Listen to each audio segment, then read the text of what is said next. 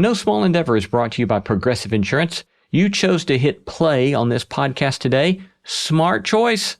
Make another smart choice with Auto Quote Explorer to compare rates from multiple car insurance companies all at once. Try it at progressive.com. Progressive Casualty Insurance Companies and Affiliates, not available in all states or situations. Prices vary based on how you buy. Why do people commit themselves to the things they do? Why are people so worried about sport? Why wine? Why video games? I'm Brian Lowry, and in this season of my podcast, Know What You See, I'm asking a simple question, but a really big one. What's the point? In conversations with people with a variety of passions and obsessions, we get the chance to look through a window and see what it means to truly focus on a realm of human experience. Join me on Know What You See. New episodes begin November 26th.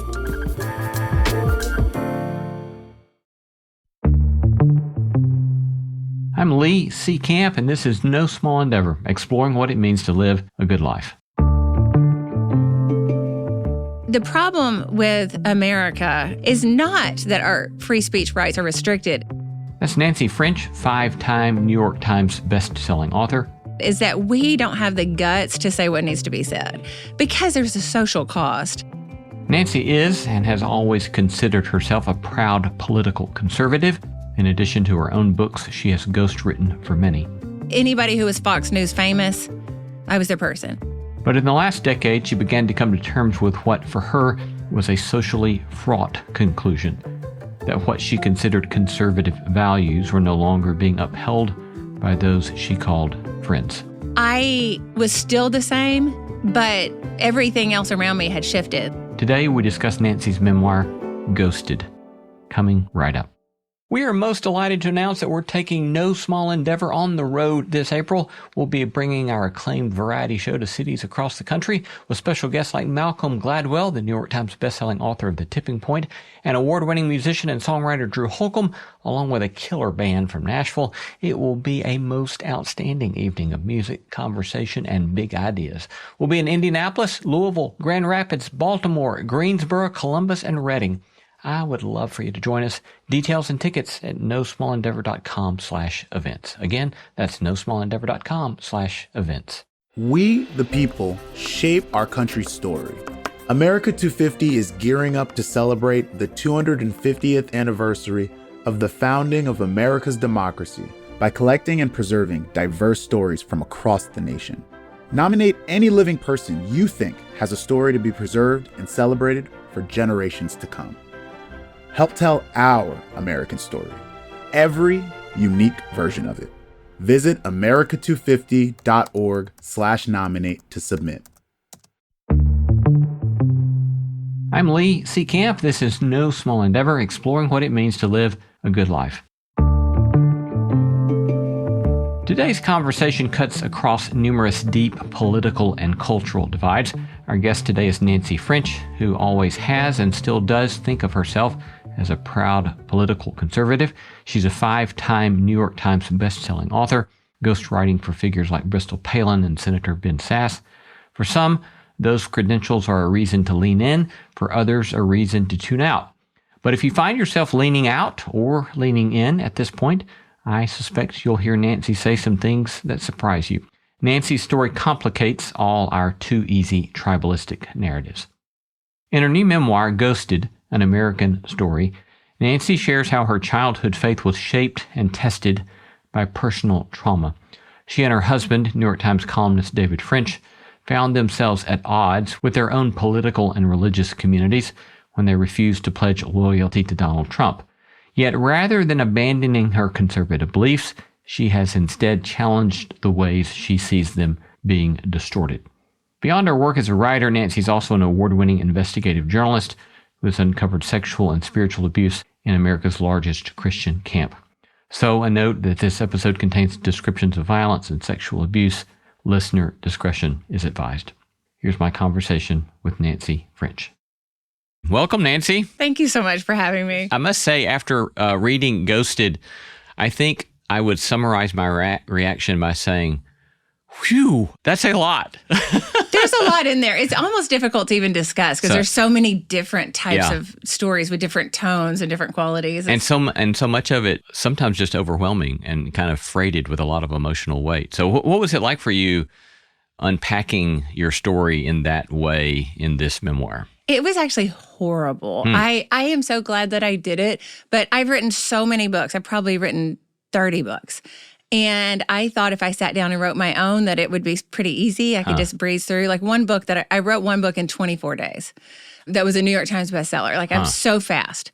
So I sat down to write this and it just decimated me. It was so difficult. I couldn't figure out what was important. I couldn't figure out what to leave out. I couldn't decide if like this story was charming or if it was alarming. It's like I lost all of my professional like acumen. Yeah.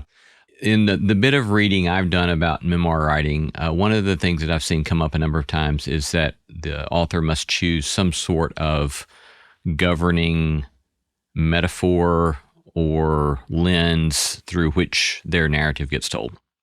If that applies to you, what would you say the governing metaphor or metaphors are, or the governing lens was of what you chose to include or not include?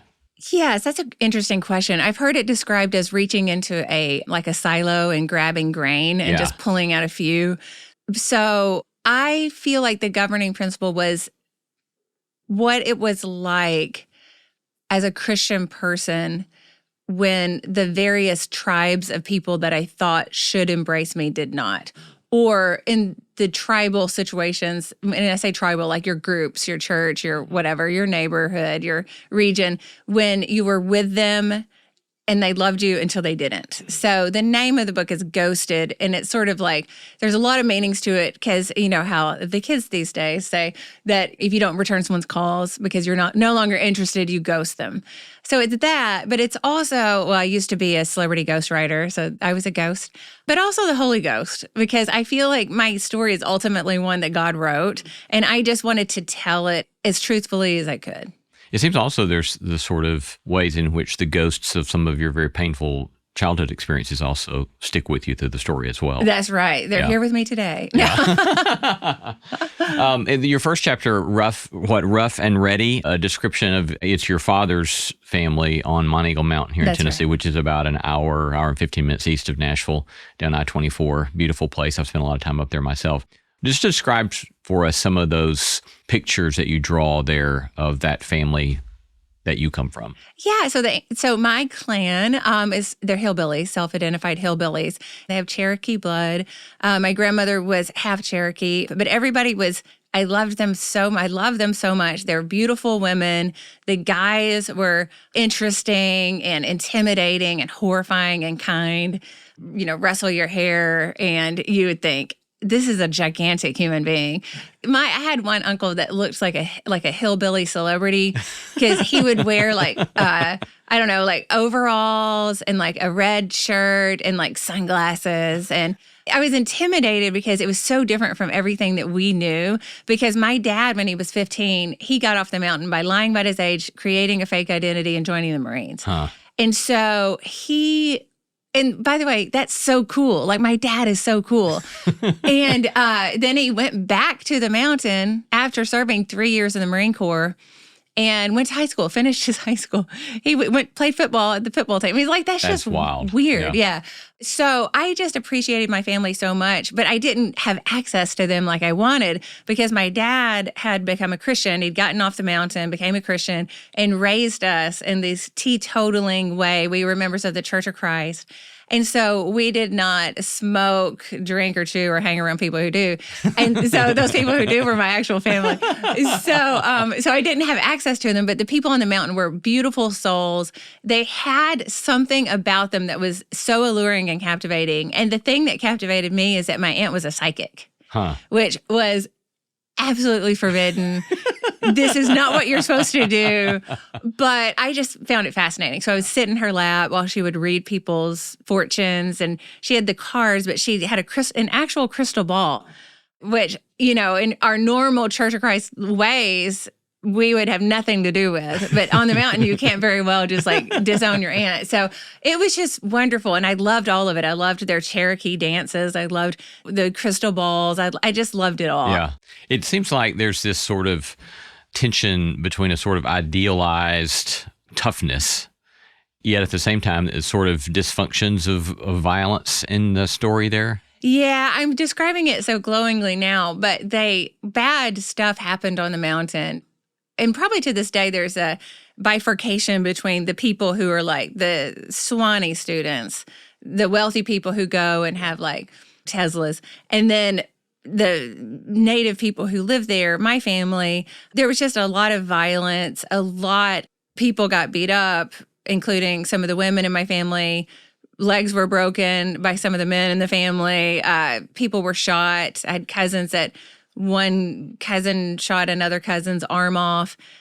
I had another family member who was shot in the back while pregnant, died, baby lived. I mean, just lots of drama. So you can understand why my dad did not allow us to hang out there a lot. Everyone sort of calmed down as they aged, I think. And I love them so much, but it was a very dramatic family. Yeah.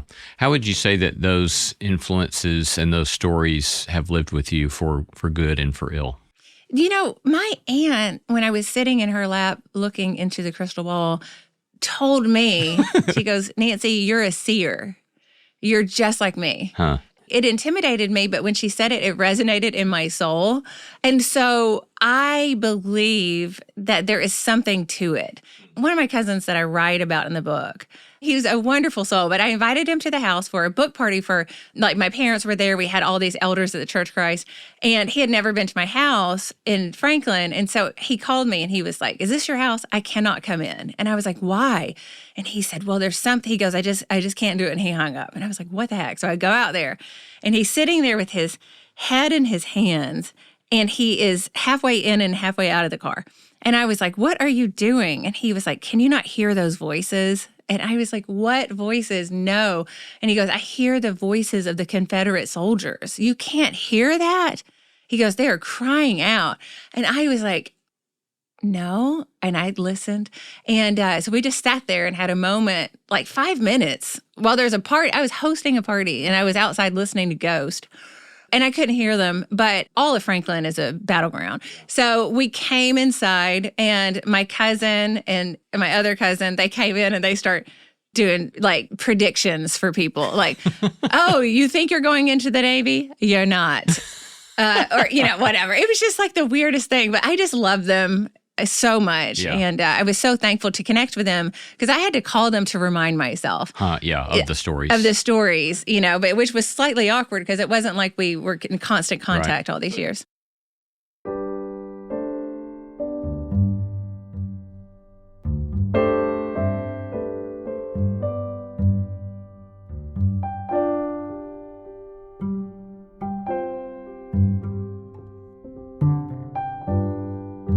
So early in your storytelling, you begin to point to the way in which your family's church context formed you in a very strong so-called purity culture. Describe for those who may not know what that means or feels like, what that entails. It's a teaching that sex is best experienced in the context of marriage. And I think that's true, but the kernel of truth is extrapolated so far that it's very damaging and toxic. So, for example, when I was in the church as a kid, we would have the girls' class and the boys' class, and the girls would have meetings and we would talk about sex. And I loved that because the only way I knew about sex was through Cosmopolitan magazine, which I secretly bought at Walgreens. But there is an opportunity for the church to teach you like the right parameters for it. But what they would do is, I remember this so distinctly, and everyone that I've talked to who was raised in a similar situation has a story like this. The details differ slightly, but mine was a rose. So they would pass around this beautiful rose and they would say, smell it and feel it and experience it and whatever. And by the time it went through all the girls in the class, it was all nasty looking. And I remember so distinctly, they were like, you are this rose. If you are sexually immoral, you are going to be damaged. And she dropped it and she squished it into the ground. And it was like, this is what you're worth. If you make bad decisions sexually, nobody's going to want to get near you. Not only is it terrible and toxic and weird, it's also antithetical to the Bible to have one sort of sin that is elevated above all others. It's like sexual sin is so much worse than, for example, gluttony. You'd have all these big fat preachers preaching to you about you better not sin in any way or you're going to be tossed aside sexually. It was weird. Yeah. So then this clearly informs your later own sense of shame with regard to a difficult experience you have as a teenager in the church? Yes. Eventually, I stuck with the church. When I was 12 or 13, I was in vacation Bible school, and there was a guy who was in charge who was actually a preacher at another local congregation who abused me after vacation Bible school. And it just messed me up for a very long time because it messes up your relationship with God to be abused in the church context. So I already probably had a weird relationship with God because I had all of these other factors going on. And then this happened and it really just exploded my life because I believed everything. I believed in everything they taught me at church. So what do you do with this? Yeah. If then that guy would preach about sexual purity too, to give you an example of how egregious it is to have somebody who's literally abusing you get up at the pulpit and talk about sexual purity. It is too much to ask a person to survive that. Yeah. How would you say that in subsequent years, what are some of the key chapters in you coming to terms with that? I am coming to terms with that now, but I think I started coming to terms with it. Most people who are abused as children don't really admit it until their 40s.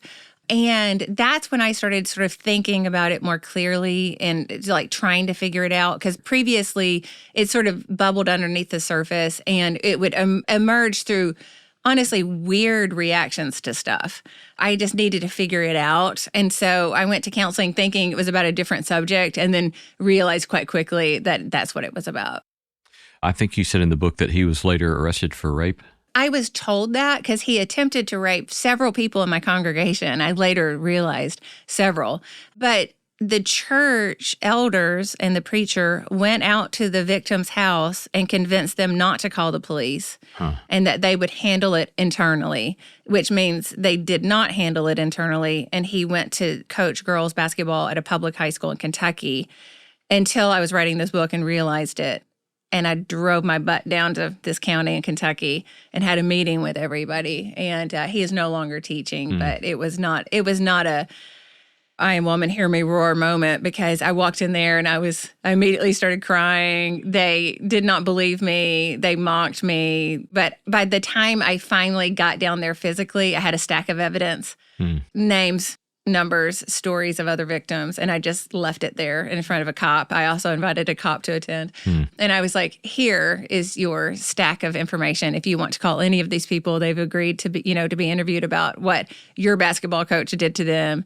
And he, quote unquote, voluntarily retired by the end of the week. And later I got his teaching license revoked. But the whole time they were horrible to me and made fun of me. It was weird. It was like I came from Tennessee and it was like I'd flown down from New York or something, like this out of towner. What does she think she's doing, telling us how to operate our school?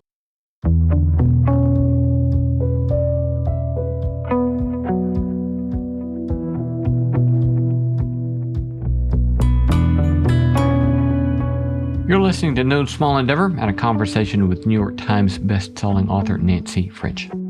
I love hearing from you. Tell us what you're reading, who you're paying attention to, or send us feedback about today's episode. You can reach me at lee@nosmallendeavor.com. You can get show notes for this episode in your podcast app or wherever you listen. These notes include links to resources mentioned in this episode, as well as a PDF of my complete interview notes and a full transcript. We also have a free bi-monthly newsletter in which I riff on themes and behind-the-scenes goings-on called the NSE Notebook. You can subscribe to that newsletter for free by going to our website at nosmallendeavor.com/newsletter. More from Nancy French right after this break.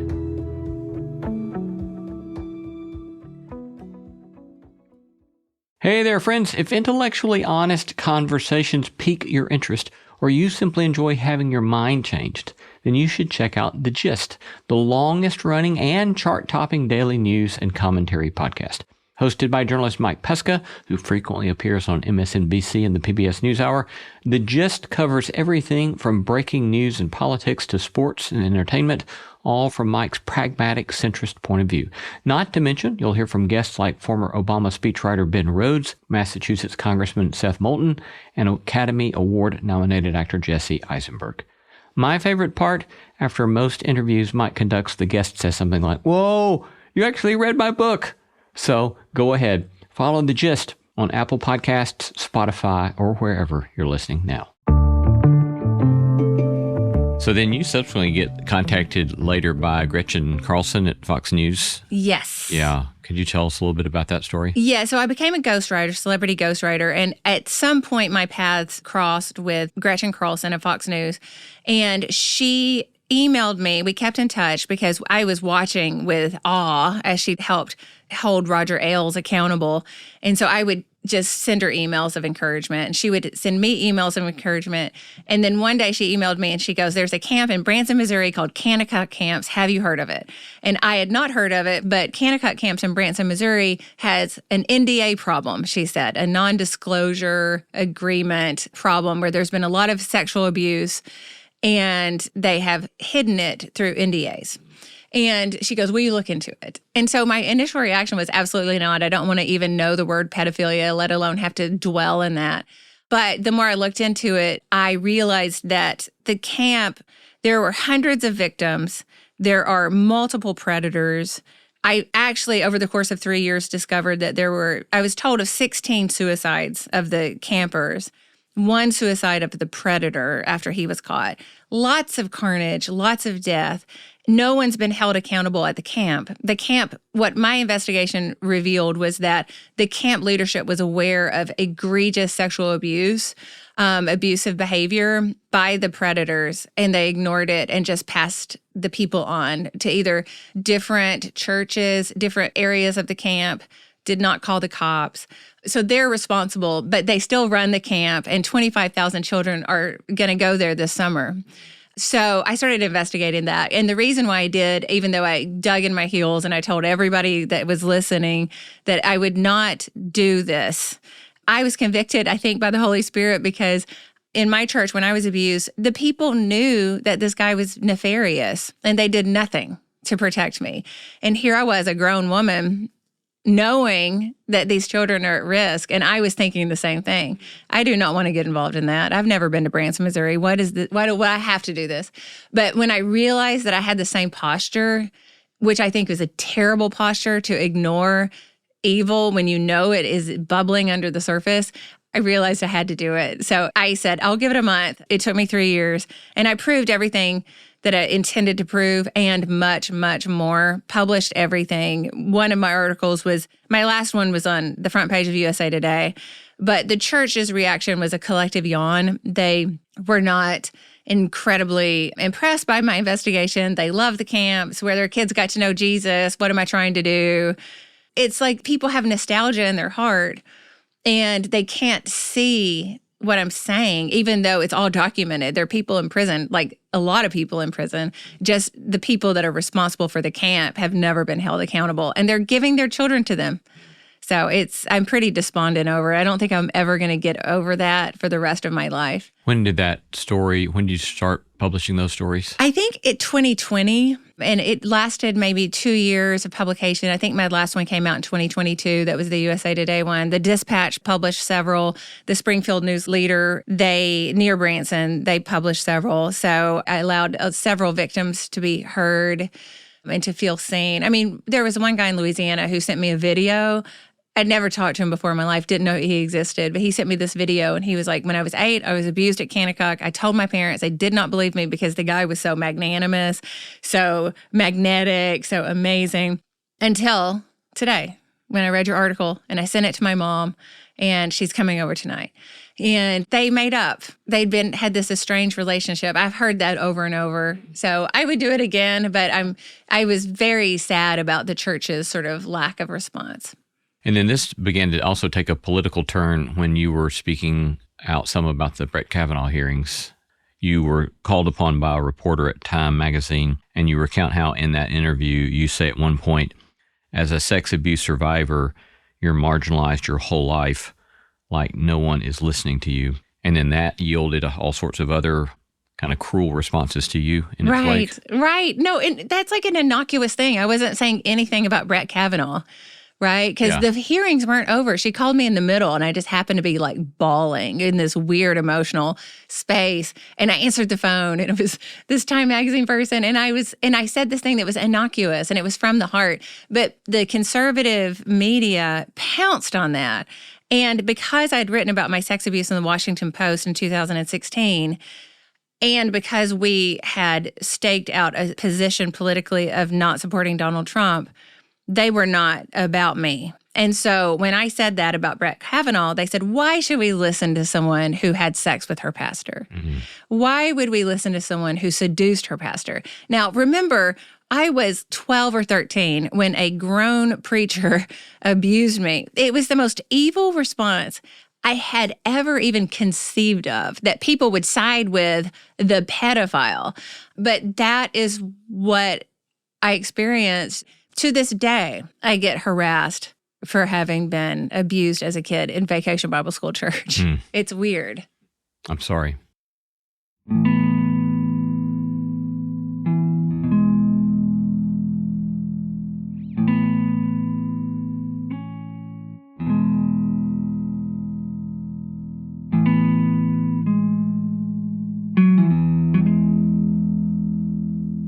So another significant thread through your book, along with grappling with that sort of sense of alienation or being in exile with some of your church experience, you've also got this story of exile with the Republican Party. What would you say are kind of key turning points in that story for you? I loved, my first political memory was of Ronald Reagan. I loved the man.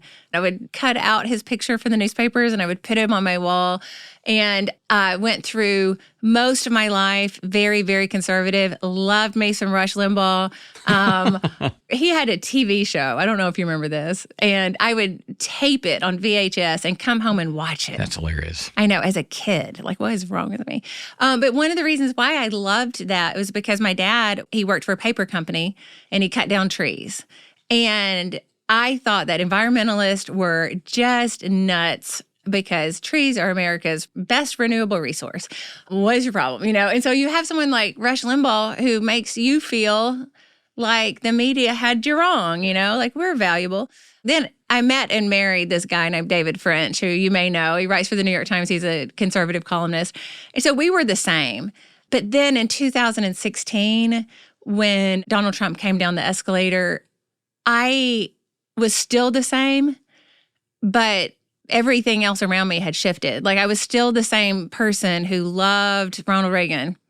So if you love Ronald Reagan, you probably don't or shouldn't love Trump because there are different things happening. But that made me about as popular as head lice. I would always say to people, I don't support Donald Trump because I'm too conservative. But the label with the big L, liberal, has been stuck to me for years because I refused to bow the knee to Donald Trump, which is the most laughable thing in the world, that David French and I are super libs. You can appreciate that. But that's how it fell out. So now I'm always being called a liberal when in actuality, I don't feel like I've changed that much. I've changed a lot. And one of the ways I've changed a lot is I'm completely dejected and sad at what is happening. Yeah. Actually, the last time I saw David was at this table. I interviewed David and Russell Moore that day. And when that episode came out, we heard from more than one listener who responded and they expressed appreciation for the interview. But at least two people said to me, we wish that David and Russell had shown more introspection with regard to examining perhaps the ways they had contributed to the problem as it developed. So I'm not asking you to respond for them, but what would you do with that kind of feedback from somebody yourself? Oh, I confess. I was the problem. I was the problem. I contributed to the problem. I exacerbated the problem. I enjoyed the problem. I made the problem worse and I loved it. I got paid for it. So I am confessing it. I was a person, I would sit at Fox News studios. I would be off camera. My clients would be on screen, and I would think, oh, there's a better way to say that could really own the libs. You could stick the knife in and twist it if you use this word. But to give listeners an example of what we're talking about, I lived with Sarah Palin in her house. I did 3 Palin books. I worked for Republican governors, senators, organizations, pundits, anybody who was Fox News famous. I was their person. And then when Donald Trump came down the escalator, I was like, wait a minute.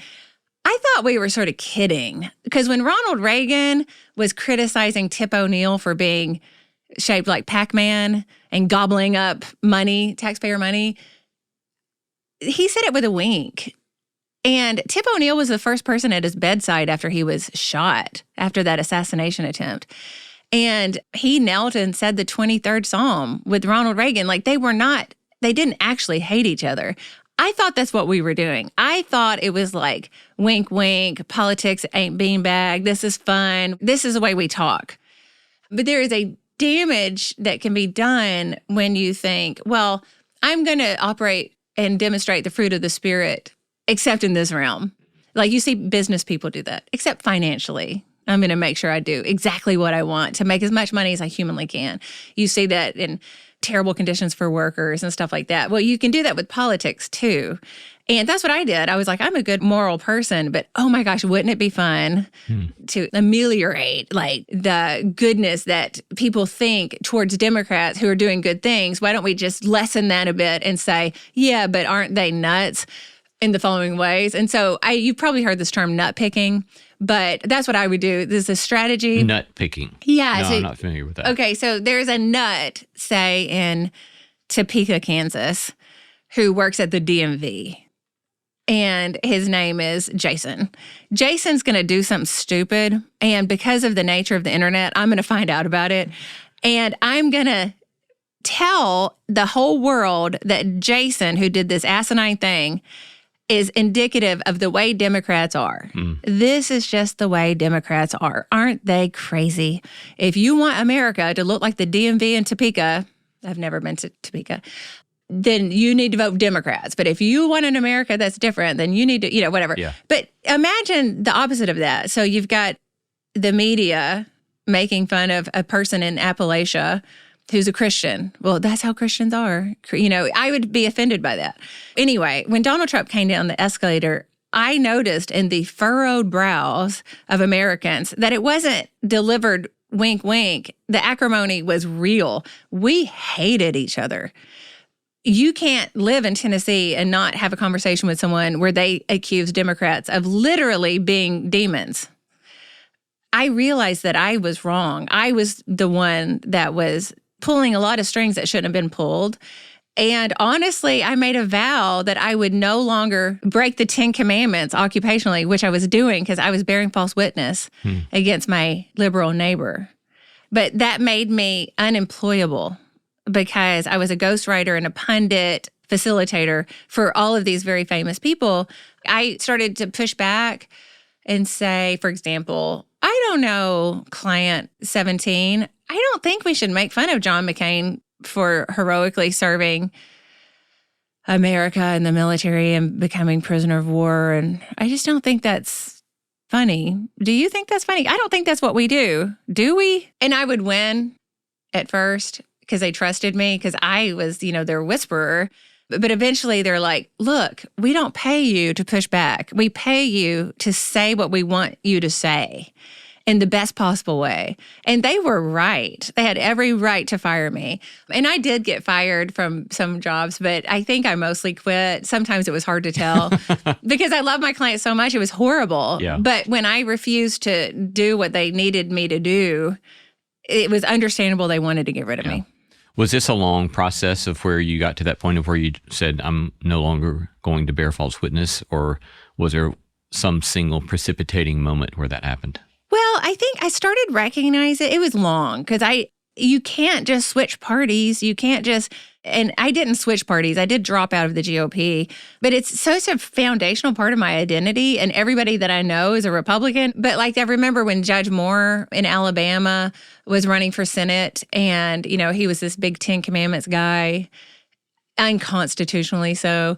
And, I would gently push back on my clients. Well, we should appreciate the Constitution. I think that we are pro-Constitution. Last I checked, that's what we believed. And, and then later it was revealed he was this skis-ball sexual predator. But, eventually my credibility just was in the toilet because, like you would think that would earn you credibility. Like, oh, good thing we dodged that bullet. But it doesn't matter. Roy Moore, nobody cares about Roy Moore. What they care about is if you're wearing the red hat, then you're part of the team. And if you don't put on the red hat, you're just tossed away.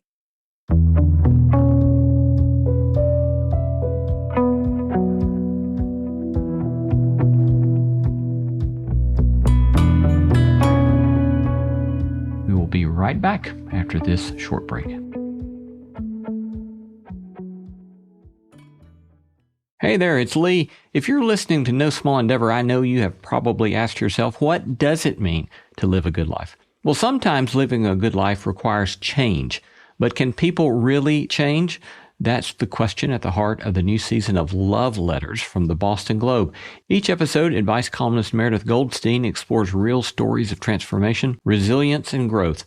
You'll laugh, cry, and learn as guests share their journeys through major life changes, the mending of broken bonds, and the hard-earned lessons of personal evolution.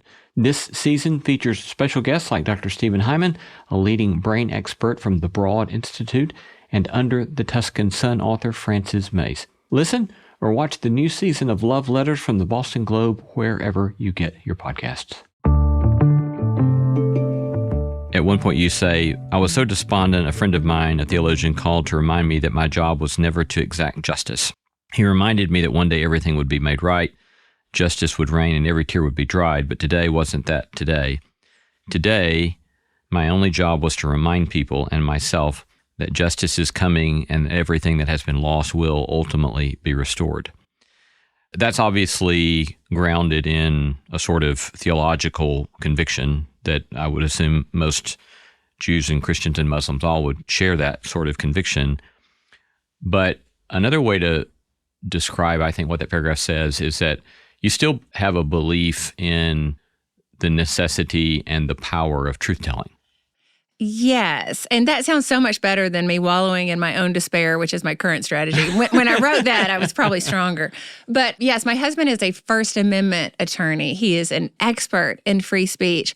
And the problem with America and the Constitution and the First Amendment is not that our free speech rights are restricted, is that we don't have the guts to say what needs to be said because there's a social cost. And some people think they might lose their job or they might whatever. But we have a lot of robust protections of our speech. And so because we care about the First Amendment and because I think it's super important to participate in the marketplace of ideas, I want to speak. And I don't think as a mother that I could just let a lot of this stuff go. And as an American, as a patriotic American, you can't let this stuff go and act like it's cool to mock a prisoner of war. That should have been the deal breaker on this, but it wasn't. I think that what you just said there is worth ruminating on a bit longer. Our problem is not that our First Amendment rights have been curtailed, but that we don't have the guts to use that right to say what needs to be said. Yes, and if there are conservatives listening, they're mad right now because every person that you talk to in the Republican Party will say, we are under attack. We cannot say anything without the government breathing down our neck. And you can see that. I did not watch 1 second of the inauguration, but I heard that he was like, in America, we use these pronouns or whatever. Everybody thinks that we're under attack in all of these ways. But the truth of the matter is that no people group in the history of the world has experienced and enjoyed a more robust protection for their speech. in the history of the world, better than 5 years ago, better than 20 years ago. And I know this because my husband is a First Amendment attorney, and we've been married for 29 years. And the whole time that we've been married, he's been taking case after case after case and winning case after case after case, which sets precedent. So the media will tell you, and the people at church will tell you that you are in danger of being imprisoned because you believe that men can't get pregnant. But that is not the case. It seems also that there does need to be a sharp distinction in our minds between the right to free speech that protects us from legal sanction and speech that has social costs. Those are two very different things, right? I mean, like you're exercising your free speech and you've made the choice, this is going to cost me socially. Yeah. But I'm going to exercise this right. I'm going to exercise this call to truth-telling, even though I know that it's going to cost me something. Right. That's right. There are consequences to speaking out. And the question is, what is your price? What would someone have to pay you just to shut up? Yeah. But I mean, I thought, and I still believe, that the stuff that we're dealing with is actually stuff that we need to speak out on. I think, like, one time, because of my job, I ended up on Trump's plane, his campaign plane. I was at a MAGA rally getting spat upon by people because I was in the roped off area for journalists. I was there with my client who was speaking on behalf of Donald Trump. And they would come over and just like spit at us and yell, F you, journalists, and all this. And I was like, I am here with your people, you know. But somebody came up to me, a friend of the client, and he was like, the client wants you to come up and you can get a picture with Donald Trump. And I was like, oh, okay. And I was thinking, what do I do, right? And so and then, because I did not want history to remember that I was at this rally, as I'm telling America that I was at the rally.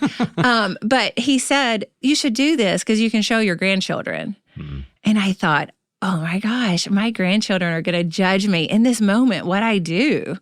And, you know, I have this kid, my third child who's adopted, you know, I'll probably have grandchildren that are Black. And I'm going to show them this picture of me and Donald Trump? Absolutely not. So that's when I realized I was in the wrong place, not just geographically, but occupationally, and I needed to get out of there. What has the last decade done for your own sense of faith? Where are you with that? What's that like for you now? I feel like I'm holding on to Christianity by my fingernails because the church is so disappointing over and over and over and over.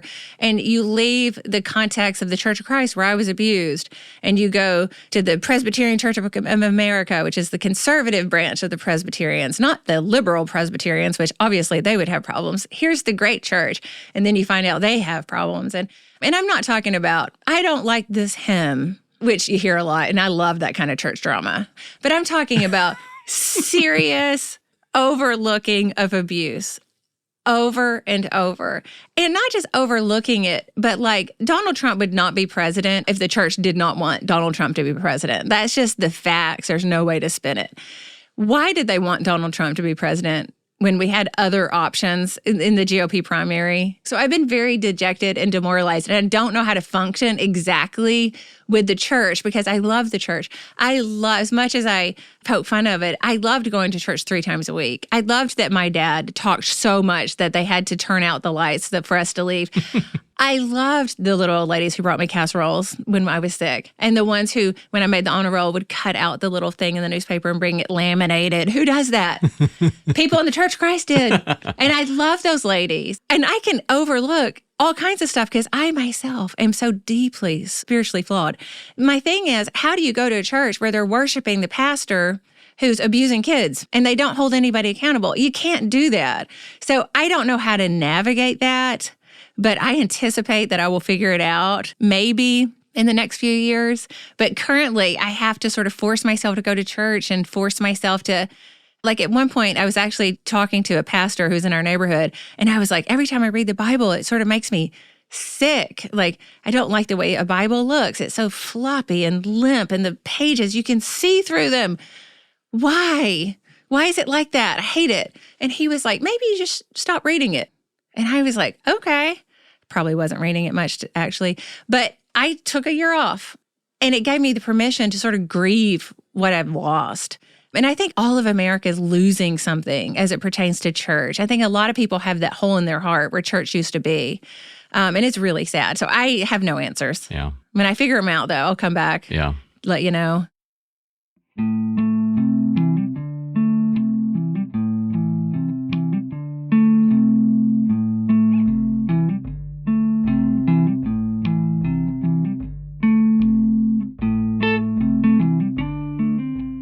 I mean, it seems that one of the things that you have had to do and that you're doing in the book is that you're trying, maybe I would summarize it this way. You had these repeated episodes in which you felt othered or you felt not accepted or rejected, a lack of understanding or a lack of love.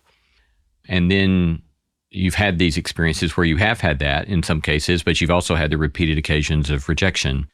And it seems to me that one of the things that you seem to be carrying out of that is your own sort of attempt not to demonize and your own sort of attempt to try to understand people where they're coming from. Mm-hmm. So what's that been like for you? And how would you encourage others to perhaps lean into that sort of approach to the world? Okay. So after the Republicans turned on me and they started making fun of me for being abused, I decided that I was over those people. And I never follow Democrats on Twitter or any social media platform because why would I want to know what they think? But I decided in that moment that I was going to follow anybody who said something nice to me about this article.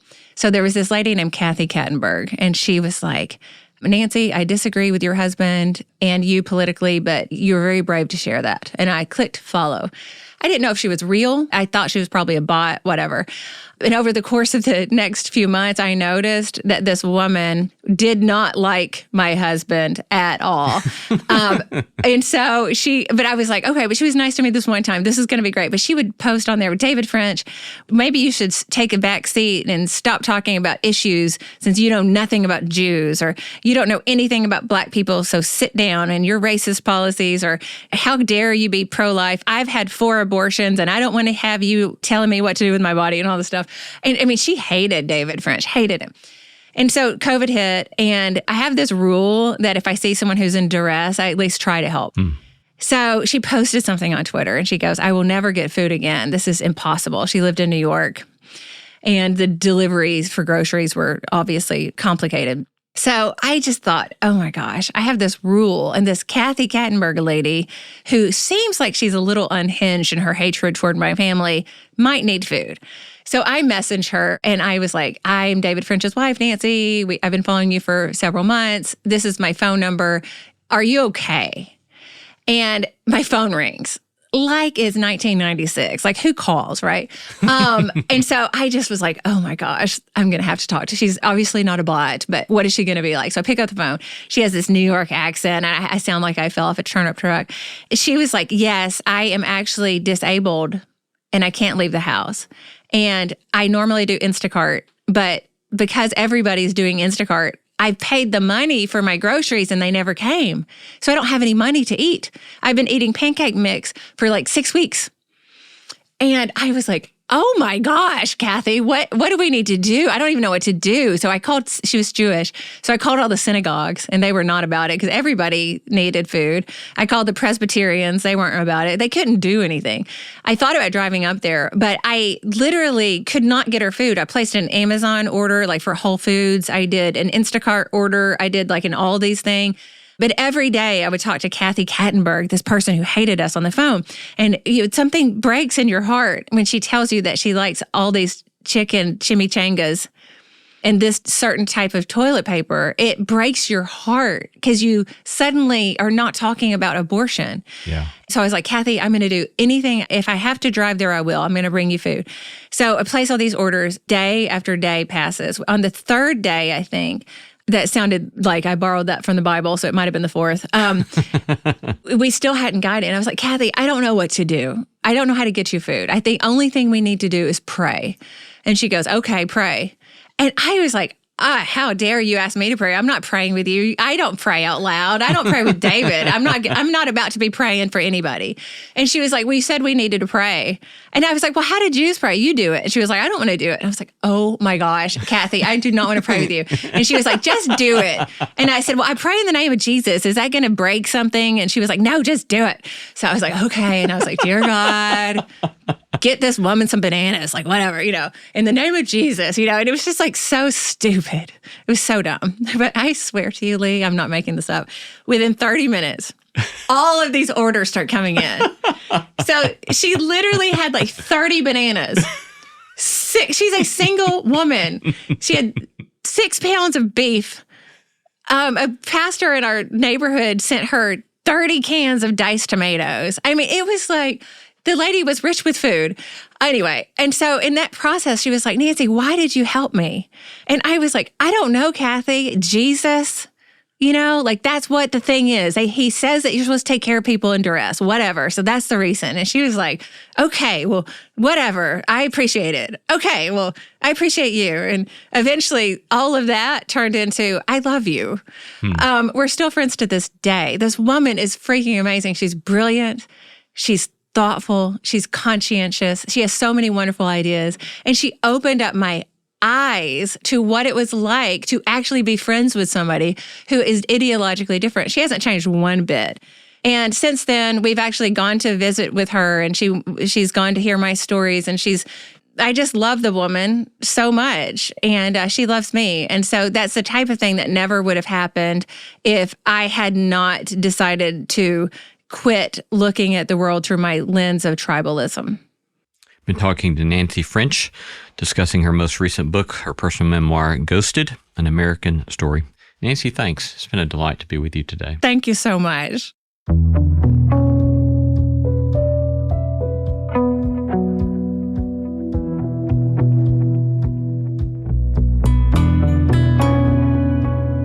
You've been listening to No Small Endeavor and our interview with Nancy French, discussing her recent memoir, Ghosted, An American Story. We gratefully acknowledge the support of Lilly Endowment Incorporated, a private philanthropic foundation supporting the causes of community development, education, and religion.